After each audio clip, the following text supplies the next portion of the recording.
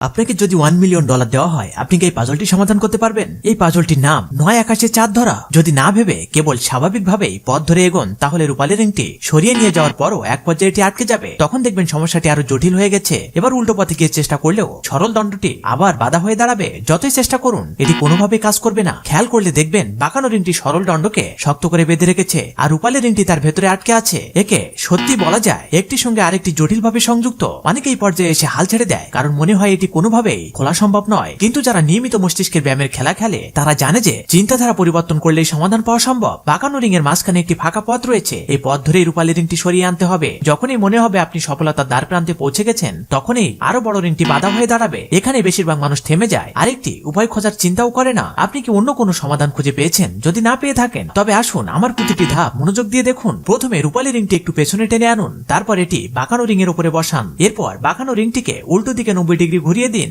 দেখবেন রিংটি নিজে থেকে নিচের দিকে নেমে বের হওয়ার পথ দিয়ে বেরিয়ে আসবে। এখন কিছু লাইক সাবস্ক্রাইব পাওয়া যাবে কি?